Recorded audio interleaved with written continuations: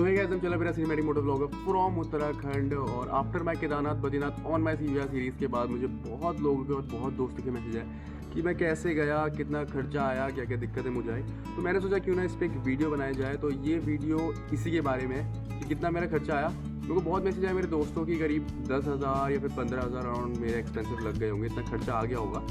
और ज़्यादा से ज़्यादा लोगों ने बोला कम से कम 8,000, बट जो मेरा खर्चा आया वो था 4,000। कैसे आया और कैसे कम एक्सपेंसिव में आप जा सकते हैं in future if you are planning to go Kedarnath, Badrinath या फिर माना, इस वीडियो में मैं आपको सब बताने वाला हूँ। तो सबसे पहले लेट्स प्ले द इंट्रो।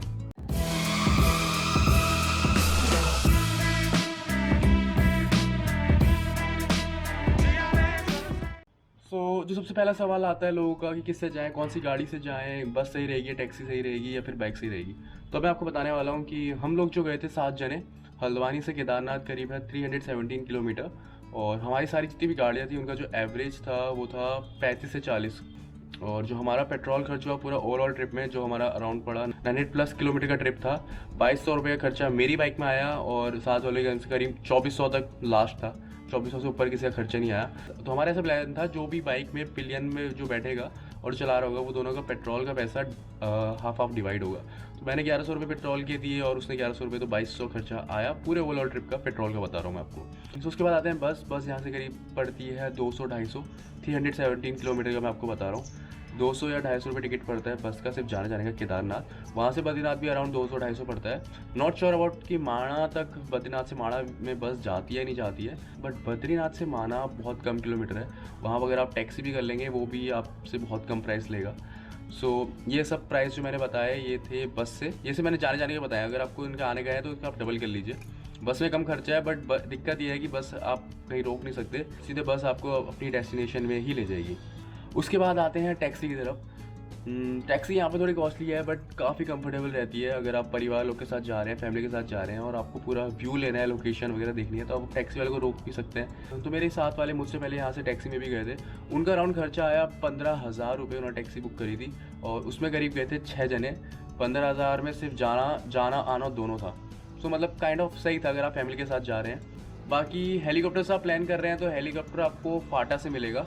फाटा से केदारनाथ आपको पूरा हेलीकॉप्टर में 10 मिनट का रास्ता है या 5 मिनट का रास्ता है। और पर बंदा हेलीकॉप्टर के हैं करीब 6,000। बट वहाँ थोड़ा लाइन वाइन लगती है, फॉर्मेलिटीज़ वगैरह पूरी करनी पड़ती है, उसमें थोड़ा बहुत टाइम लग जाता है। ये सारी बात थी बाइकल की। अब कुछ टिप्स जो मैं आपको देना चाहूँगा, अगर आप अपनी पर्सनल कार से या फिर अपनी पर्सनल बाइक से जा रहे हैं तो Sonprayag is the last stop जहाँ आपको रुकना पड़ेगा, क्योंकि उससे आगे आपको बाइक या फिर कोई भी कार अलाउड नहीं है। अब कुछ लोग सोच रहे होंगे कि पहले कार अलाउड होती थी, अब आप मना कर रहे हैं। इसका रीज़न ये है कि पहले अलाउड हुआ करता था बट 2-2.5 साल से चेंज हो गया है। सोनप्रयाग को लास्ट स्टॉप बना दिया गया है। यहाँ पे एक पार्किंग जोन है जहाँ पे नीचे से जितनी भी गाड़ियाँ आ रही हैं वहाँ पे आपको पार्क करनी है। उससे आगे आपको गाड़ी ले जाना अलाउड नहीं है। वहाँ से आपको एक टैक्सी करनी पड़ेगी। तो टैक्सी वाला पर बंदा लेता है 40 रुपये और आते समय वो लेता है 30 रुपये पर बंदा। वहाँ से 4 से 5 किलोमीटर का रास्ता है, वो पहुँचाएगा आपको टैक्सी वाला गौरीकुंड तक, और गौरीकुंड से आपका वहाँ से ट्रैक स्टार्ट होगा। अगर आप अपनी पर्सनल कार से आ रहे हैं तो मैं आपसे कहूँगा कि आप सोनप्रयाग से पहले थोड़ा रुक सकते हैं। अगर आप बहुत दूर से आ रहे हैं तो आप सोनप्रयाग से पहले थोड़ा रुक सकते हैं। उसके बाद अगले दिन आप सोनप्रयाग तक पहुँच के वहाँ स्टे कर सकते हैं। उसके बाद आप आगे जर्नी कंटिन्यू कर सकते हैं। और अगर आप राइडर हैं और आप प्लान कर रहे हैं कि आप सोनप्रयाग से पहले रुकेंगे, यानी 10 किलोमीटर या 15 किलोमीटर पहले, उसके बाद अगले दिन हम सोनप्रयाग चलेंगे, उसके बाद ट्रैक स्टार्ट करेंगे, तो मैं आपको मना करूंगा क्योंकि आगे की जो रोड है वो बहुत ख़राब है। मैं कहूँगा कि आप लास्ट डेस्टिनेशन आप सोनप्रयाग ही रखें, सोनप्रयाग में एक दिन स्टे करें, वहाँ से नहाएं और अगले दिन ट्रैक स्टार्ट करें। क्योंकि अगर आप पहले होटल लेंगे और उसके बाद आप आगे बढ़ेंगे कि रास्ते में इतनी धूल है और इतना ख़राब रास्ता है कि आपको ट्रैकिंग के टाइम पर बहुत दिक्कत आएगी। अब बात करते हैं सोनप्रयाग के होटल्स की। भाई यहाँ पे आपकी बार्गेनिंग स्किल्स बहुत कम आएगी। अगर आपके पास कोई ऐसा बंदा है जो बार्गेनिंग कर सकता है भाई बेस्ट है, उसको लेके चलो। क्योंकि यहाँ पे आपको 2,000 का रूम 1,600 में पड़ सकता है और 1,600 रुपये वाला रूम 1,000 रुपये में भी पड़ सकता है अगर आपकी बार्गेनिंग स्किल्स अच्छी हो। हमारी किस्मत बस इतनी ख़राब रही कि हमारी बाइक ख़राब हो गई थी, हम रात को लेट पहुँचे, जिस वजह से उन्होंने वहाँ के होटल के दाम थोड़े ज़्यादा हमें बताए जितना हम पता करके गए थे इस टाइम पे।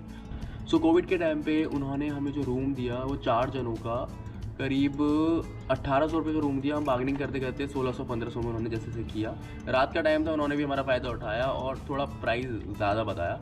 लड़के ज़्यादा थे, हम मैनेज कर लिया था। हम 6 जने थे, वो 4 हमने बेड ड्राइंग करके 6 जनों का रूम बना दिया था। तो वहाँ पे हमने इजीली मैनेज किया। वहाँ पे आपको थोड़ा खाना वगैरह सोनप्रयाग से आपको यहाँ से महंगा मिलना स्टार्ट हो जाएगा।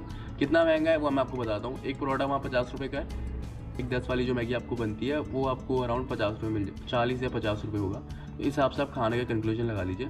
होटल आपको तब महंगा मिलेगा जब सीज़न टाइम हो, बाकी खाना वहाँ से आपको सब महंगा मिलेगा केदारनाथ तक। चलो बढ़ते हैं आगे। अब बात करते हैं सोनप्रयाग से आगे यानी केदारनाथ की, घोड़ों की।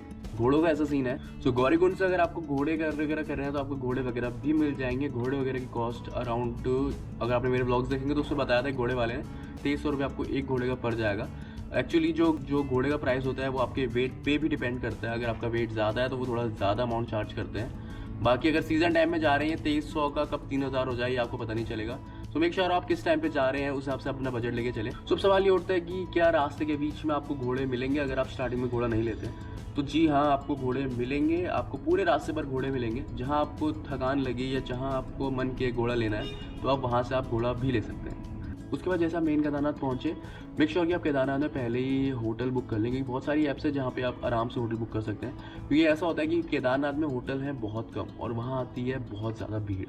तो आप अगर वहाँ टाइम से ना पहुँचे या फिर वहाँ पे अगर सारे होटल फुल चल रहे हैं तो आपको बाहर या फिर वहाँ सोना पड़ सकता है। और वहाँ की ठंड, वहाँ का टेम्परेचर बहुत जल्दी गिरता है और बहुत ख़तरनाक गिरता है। वो मैंने देख लिया था उस दिन रात को जिस दिन मैं केदारनाथ पहुँचा था। और आपको वहाँ होटल के अगर मैं आपको रेट बताऊँ तो वहाँ पे जो बेस कैंप पड़ता है 1.5 किलोमीटर पहले, वो अराउंड पर बंदा 400 या 500 रुपये ले रहे थे। उसके बाद जो हमें होटल लिया हमने मेन केदारनाथ में लिया, क्योंकि बेस कैंप पे ऐसा है कि अगर हमें कभी सुबह मंदिर के दर्शन करने हो या फिर सुबह मंदिर देखने तो आपको 1.5 किलोमीटर आगे जाना पड़ता है। सो मेक श्योर कि आप केदारनाथ के बाद जितने भी होटल है वहाँ पे आप होटल है, क्योंकि आप कभी भी उस टाइम रात का व्यू देख सकते हैं केदारनाथ मंदिर का, रात की आरती देख सकते हैं। सुबह के टाइम आराम से दर्शन करके जो भी आपका सीन बैठे वो आप कर सकते हैं। हमें केदारनाथ का होटल अराउंड पड़ा था 1500 to 1600। यहाँ भी इतना ही खर्चा आया था, ज़्यादा ऐसा कुछ महंगा लगा नहीं। हमारे साथ उस दिन ऋषि भाई भी आ गए, तो 1500 रुपये में हमने करीब 7 बंदे का होटल बुक कर लिया था। खाना वगैरह वहाँ का आपको सब महंगा है केदारनाथ में। सोनप्रयाग में जैसे 50 रुपये की मैगी है तो वहाँ पे आपको 60 रुपये की मैगी मिलेगी, और 10 रुपये वाला बिस्कुट 20 में मिलेगा, 20 रुपये वाली चीज़ें आपको 40 में मिलेगी। बाकी आप हिसाब लगा सकते हैं। सो अब केदारनाथ टू बद्रीनाथ के 2 रास्ते, एक पड़ता है चोपता से जो है काफ़ी लंबा रास्ता है, उसके 50-60 किलोमीटर की रोड बहुत ज़्यादा ख़राब है। हम उस रास्ते से ले गए क्योंकि हमारा प्लान था कि शायद हम तुंगनाथ चले जाएं अगले दिन अगर हमारी हालत सही हो। चोपता में रुक के हम शायद तुंगनाथ चले जाए, बट हमारी हालत बहुत ख़राब थी। हम चोपता में हमने स्टे किया। चोपता में अब जो होटल है ऐसी कोई डरने वाली बात नहीं, आपको सब सस्ता ही मिलेगा। हम रात के चोपता 12-1 बजे वहाँ पहुँचे, या शायद 11 बजे। हम रात को 11-12 बजे चोपता पहुँचे। उस बंदे ने हमें 2000 का होटल, हमें 2 रूम दे रहा था, 2000 में 2 रूम 7 जनों के लिए। बट हमने जैसे तैसे कम करते करके बार्गेनिंग करते मैं लाया 1000 में।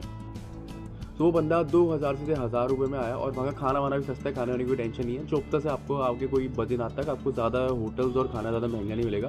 बद्रीनाथ का शॉर्ट न्यू सीजन टाइम में आपको थोड़ा वहाँ पे महंगा मिल सकता है, but as comparison Kedarnath and Sonprayag वहाँ पे आपको सब कुछ सस्ता ही मिलेगा। बद्रीनाथ में पहुँचे, बद्रीनाथ में आराम से हमें होटल मिल गया था, कोई दिक्कत नहीं थी क्योंकि आसपास सब होटल है। मंदिर के हमने अगले दिन सुबह दर्शन वगैरह लिए, खाना वाना हमने खाया। और बद्रीनाथ का जो हमें होटल पड़ा वो था अराउंड 1500 में, हमें 2 रूम मिल गए थे। उसके बाद अगले दिन हम निकले बद्रीनाथ से माणा विलेज के लिए, और जो है वहाँ से 4 किलोमीटर। वहाँ का शॉर्ट न्यू कि वहाँ बस जाती नहीं जाती, वो आपको पता करना पड़ेगा, बट टैक्सी ज़रूर जाती होगी। और मेरी खास बात अगर आप माने तो आप वहाँ पे माणा जा रहे हैं तो पर्सनल कार से जाएँ या फिर अपनी पर्सनल बाइक से जाएँ, क्योंकि वहाँ का मज़ा वही है। क्योंकि वहाँ पे रुकते रुकाते आप फोटो वगैरह भी खींच सकते हैं, बहुत प्यारा व्यू आता है वहाँ का। उसके बाद हमने वापसी की। तो ये सब सीन था कि कैसे हमारे लो बजट में हम गए और कैसे आप जा सकते हैं। कुछ टिप्स मैं आपको बताना चाहूँगा जो आप यूज़ कर सकते हैं जब आप वहाँ जा रहे हैं, केदारनाथ या फिर बद्रीनाथ या फिर माणा विलेज जाने की सोच रहे हैं। तो ये टिप, सबसे पहली नंबर टिप है कि अपने साथ कोई ऐसा बंदा ले जाओ जो बार्गेनिंग में एक्सपर्ट हो, क्योंकि वहाँ पर बार्गेनिंग ही चलती है। क्योंकि हमें 2000 के रूम 1000 रुपये मिल गए, तो आप सोच सकते हैं जितनी बार्गेनिंग आप करने में एक्सपर्ट हो उतना कम आपको प्राइस मिल जाएगा वहाँ होटल का। खाने में कम नहीं होगा, खाने में का एक ही रेट रहता है, लेकिन होटल का मोस्ट प्रोबेबली कम हो ही जाएगा। उसके बाद हम आते हैं, अगर आप केदारनाथ का ट्रैक कर रहे हैं, ये ट्रैक वैसे है जो लोग पहले करने की सोच रहे हैं, इन फ्यूचर जाएंगे, जो मेरी वीडियो देख रहा है, तो मैं कहूँगा कि आप हल्के हल्के स्लो पेस पे जाएं। ज़्यादा तेज़ पेस पे जाएंगे तो आपकी सांसें फूलती है। जो मेरे साथ हुआ कि मेरे को ब्लॉगिंग भी करनी थी, बोलना भी था और सब कुछ रिकॉर्ड भी करना होता है, तो उस पेस में अपने साथ वालों के साथ उस पेस से मुझे थोड़ा जल्दी जाना पड़ा, जिससे मेरी सांस फूल गया और मुझे काफ़ी ज़्यादा दिक्कत आई आगे। वो आपने वीडियो में देखा ही होगा। थर्ड टिप मैं जो आपको देना चाहूँगा कि अगर आप केदारनाथ जा रहे हैं तो कहूँगा कि आप केदारनाथ के ट्रैक के लिए, अगर आप पहले ट्रैक करना चाह रहे हैं या फिर आप ट्रैक नहीं भी करना चाह रहे हैं, तो रास्ते के लिए कुछ चीज़ें आप अपने लगेज में पहले से रख दीजिए खाने के लिए, जैसे बिस्किट वगैरह हो गए, चॉकलेट वगैरह या फिर कुछ खाने के आइटम, क्योंकि वहाँ पे आपको वो चीज़ें बहुत महंगी मिलेगी, डबल प्राइस में मिलेगा। जो स्नैक्स वगैरह आप चाहें तो आप कैंटीन वगैरह से ले सकते हैं। जो हमारे साथ जो अल्मोड़ा वाला है मिले थे हमें माणा विलेज में आखिरी टाइम जो हमारे साथ गए, वो उन्होंने ऐसे ही किया था, उन्होंने कुछ सामान पहले ही कैंटीन से अपने साथ लेके आए हुए थे, जो उन्होंने रास्ते भर आराम से उसको निकाल के खाया, जिससे उनका कम खर्चा आया। तो 4 टिप मैं जो आपको देना चाहूँगा वो ये है कि केदारनाथ और बद्रीनाथ जैसी जगहों में वहाँ पे लोग आते हैं, भंडारा लगाते हैं। केदारनाथ में वहाँ पे भंडारा लगा हुआ था, हमने वहाँ खाना खाया। इससे ये होगा भंडारे में जाके आपके थोड़े खाने के पैसे बच जाएंगे। वहाँ पे जाके आप अच्छे से आराम से भंडारे में खा सकते हैं, पूरा पेट भर के जितना आप चाहें वहाँ पे खा सकते हैं। डिपेंड करता है कि भंडारा लगा है। हमारे केसेस में भंडारा लगा था, और केदारनाथ में 24 घंटे भंडारा चलता है, जहाँ पे आपको खिचड़ी मिलती है। वो मंदिर के आने से पहले ही आपको दिख जाएगा।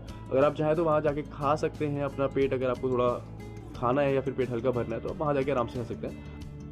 ये सीन है। अगर आप लो बजट में जा रहे हैं तो आप वहाँ पे तरह तरह के लोग आते हैं, भंडारा लगाते हैं। किस्मत के ऊपर है, अगर उस टाइम पे लगा होगा तो सही है, वैसे मोस्ट प्रोबेबली लगे रहते हैं भंडारे। तो वहाँ पे जाके आप खाना खा सकते हैं विदाउट एनी कॉस्ट। उसके बाद अगली टिप मैं जो आपको देना चाहूँगा, अगर आप अपनी पर्सनल कार या फिर पर्सनल बाइक से जा रहे हैं तो भैया उसकी जितनी हो सके बढ़िया तरीके से सर्विस कर दो। कुछ नया पार्ट लगाना है तो वो सब लगाओ, कुछ पुराना पार्ट बदलना है तो वो सब बदलो, क्योंकि रास्ता आगे बहुत ख़राब है। कुछ एक्स्ट्रा चीज़ें जो बाइक के साथ, फिल्टर, कुछ क्लच वगैरह जो आप एक्स्ट्रा लेके चलना चाहते हैं, अगर आप ख़राब हो सकते हैं तो वो ज़रूर लेके चलें, और पंचर किट वगैरह सब साथ में लेके चलें, क्योंकि भाई रास्ता बहुत ख़राब है। कब पता नहीं गाड़ी पंचर हो जाए, कब पता नहीं गाड़ी ख़राब हो जाए। हमारी जो अपाची थी 200 वो बीच में ख़राब हुई थी, आपको पता है। उसका चेन जो सॉकेट था, आगे जो चेन गिर रही होती है, वो पता नहीं बाहर निकल के आ गई थी, जबकि उस बंदी ने 2 दिन पहले यहाँ पे आके सर्विस कराई थी।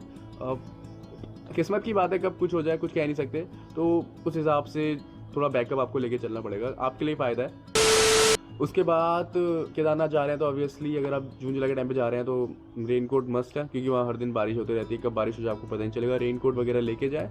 दूसरा, जाड़ों के कपड़े आपको पता ही है लेके जाना पड़ेगा, क्योंकि वहाँ का टेम्परेचर ऐसे गिरता है आपको पता नहीं चलेगा। सुबह कड़कती धूप मिलेगी आपको, और रात को जो टेम्परेचर ऐसा गिरेगा बहुत बहुत भयानक तरीके से गिरता है। हमने देखा है वहाँ का टेम्परेचर गिरते हुए, सुबह छुपती धूप और फिर रात को एकदम से ठंडा। उसके बाद ट्रैकिंग अगर आप करने की सोच रहे हैं केदारनाथ में, जितना कम से कम बैग लगेज आप लेके जा सकते हैं उतने लगेज की कोशिश करिए। कपड़े कम ही रखिए, ज़्यादा कपड़ों में आपको ट्रैकिंग की दिक्कत आएगी। एक लास्ट टिप मैं आपको देना चाहूँगा, बहुत इंपॉर्टेंट है। आप जितने ज़्यादा जने जाए उतना आपके लिए प्रॉफिट है। करीब 4 या फिर कम से कम 7 बंदे तो कम से कम जाए। जितने ज़्यादा बंदे उतना आपको कम पैसा देना पड़ेगा, जैसे खाने में डिवाइड हो जाता है पैसा। हमारे साथ यही हुआ, हम लोग ज़्यादा बंदे थे, 6 यहाँ से गए थे, उसके वहाँ जाके हमें ऋषि भाई मिले, 7 हो गए थे। उसके बाद आगे हम 11 हो गए थे। तो बहुत जगह पे ऐसा हुआ कि कहीं पे किसी ने ज़्यादा अमाउंट 50-60 रुपये ज़्यादा दे दिया, कहीं पे पार्किंग के ज़्यादा दे दिया, तो इसमें थोड़ा हमारा बैलेंस हो गया था। और खाना वगैरह में भी हमारा थोड़ा शेयर हो गया था, डिवाइड हो गया था। पेट्रोल में भी आराम से डिवाइड हो गया था, कोई दिक्कत नहीं आई। रूम में तो बहुत ज़्यादा हमें प्रॉफिट हुआ, रूम में सबसे ज़्यादा प्रॉफिट हुआ, क्योंकि हमें जो रूम मिले थे 8 जनों के, बहुत कम चांसेस होते हैं 8 जनों के रूम मिलना। हमें जो रूम मिले थे वो 6 जनों के थे। हम जैसे तैसे करके बेड ज्वाइन करके हम 8 जनों की, लड़के जो है मतलब अगर आप लड़कों के साथ जा रहे हो तो उन्हें कोई दिक्कत नहीं है, मतलब बेड ज्वाइन करने में आराम से सकते हैं। अगर आप फैमिली के साथ जा रहे हैं तो आपको ऑब्वियसली बात है आपको 2 रूम करने पड़ेंगे। सो इट्स डिपेंड कि आप कैसे जा रहे हैं, बट मेरी मेक श्योर कि आप ज़्यादा जने जाए तो आपको ज़्यादा फायदा होता है। तो ये सब सीन था कि कैसे मैं गया इतने लो बजट में और कैसे अब आप जा सकते हैं इस लो बजट प्राइस में। सो अगर आपको ये वीडियो पसंद आती है तो उसमें लाइक करें, शेयर करें, कमेंट करें, और तब तक के लिए मिलते हैं आपसे अगली वीडियो में।